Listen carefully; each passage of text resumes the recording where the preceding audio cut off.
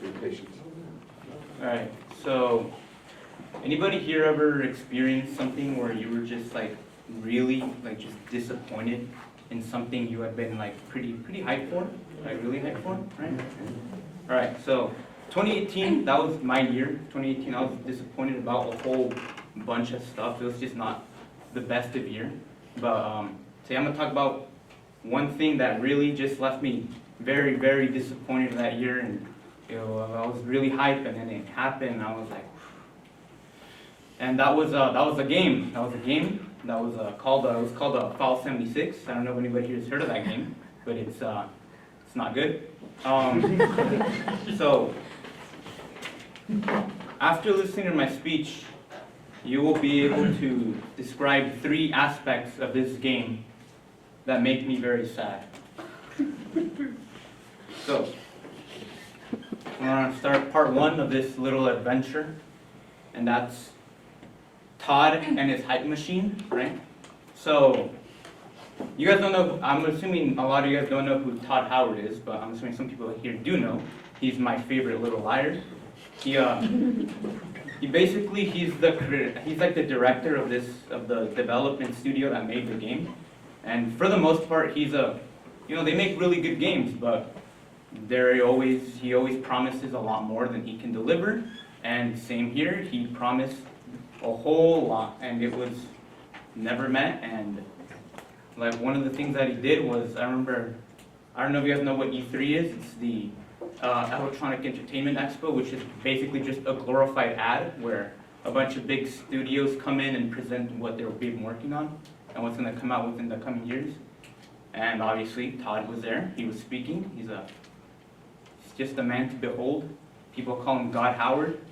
And when he got up onto the stage to speak, I was so very happy to see him there. And he was like, Fallout 76 is 4 times the size of Fallout 4. It has 16 times the detail. All new light and rendering systems to make the game look beautiful. You can see distant weather systems.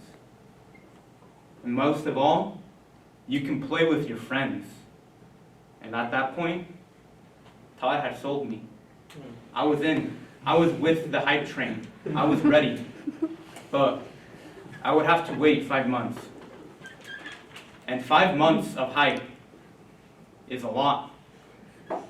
I was so excited. I pre-ordered the game to get into the beta, which it wasn't really a beta because it came out like 2 weeks before the launch, that's not a beta, that's marketing.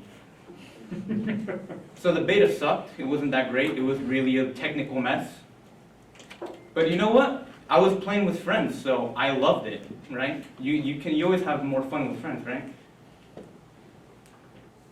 And then we get into part 2 of the saga of Fallout 76, which is Reclamation Day.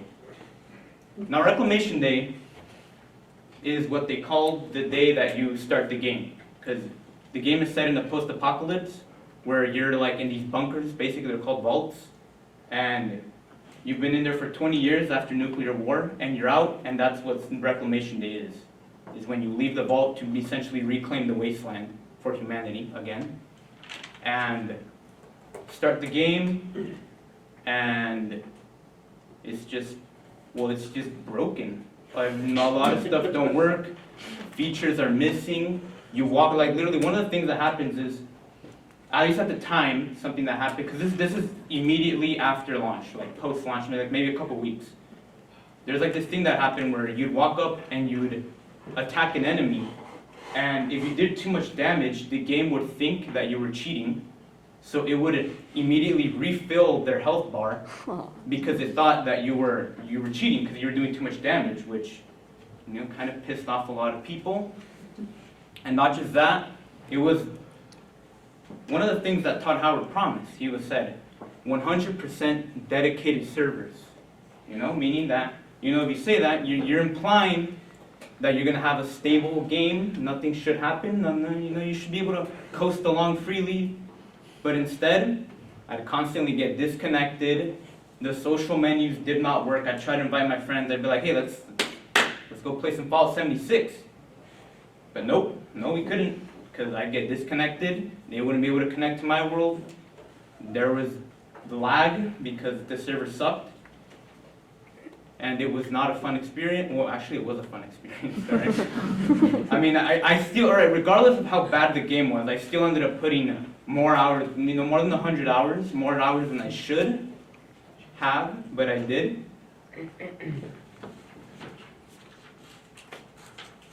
But that's kind of, this is all immediately after launch, right?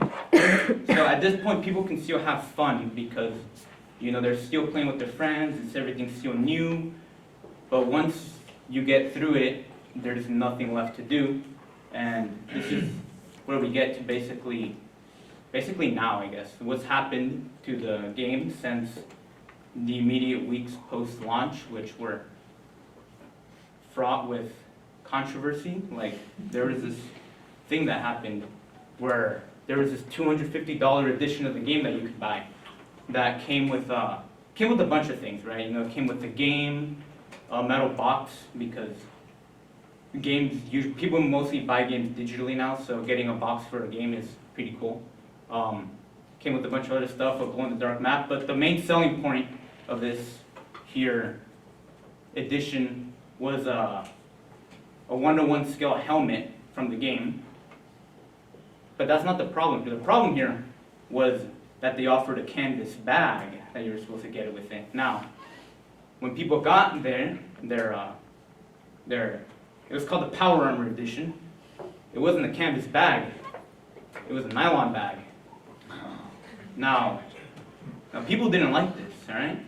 Now, honestly, the sad part about this is that if the game didn't suck, probably people wouldn't have cared about it. But no, the game was bad. So everyone was mad. Todd Howard's head, they were after it. And this became known as the duffel kerfuffle, because they gave you a nylon one, and then they didn't want to give you a refund, and then eventually they conceded. But what happened was they said, all right, we'll give you your canvas bag in 6 months, right? Everyone was angry. But that's not all. There's more to hear.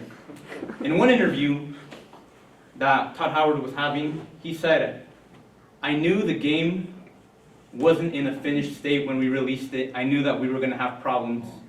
And that's a big no-no. Because now you literally just admitted that you knew that your game was going to be trash as it came out. And that obviously pisses off players, because this company is kind of known for releasing games in a bit of an unfinished state. But up until now, it was kind of acceptable because it was kind of funny. And it has like a community of people who like to modify the game themselves. So there would always be a community patch for the game that would come out shortly after. So you don't have to worry about the problems that much. But this is online, so you can't do that. You can't have that. And there's more, actually. This happened, well, actually there's even more in between, but we're not going to talk about that because I could go on for like hours about how badly handled this game was. Or this story goes back a week, actually, to when they released a subscription service. It was called Fallout First, where you could get private servers, right? So you can play with your friends, and you wouldn't have to join a public server, so you can just invite whoever you want. The problem was that the game it's still really bad. It's not fun. And the subscription was $100 for a year. And people were like, no. And then people were already not on board with $100 a year for a game that isn't fun. But then the subscription actually comes out, you get everything, and the servers, they're broken, they don't work. They're not even private, because anyone can join as long as they have you as a friend without being invited. Not just that, the servers, usually when you have private servers, there's usually special rules that you can modify so that you can make it really your own. It wasn't, it was basically just a regular Fallout 76 game that you could play with 8 other people or 7 other people, and then a week later they broke. So that happened. You gotta reel it in. All right. Well, good. All right. So, in summary, Fallout 76 was, not a good game. Todd's hype machine was quite great. I got roped into it. Many people got roped into it. And that was sad. The launch was disastrous. And everything post-launch was even more disastrous. And to leave you off with a little image in your brain, just imagine there's a dumpster and it's on fire.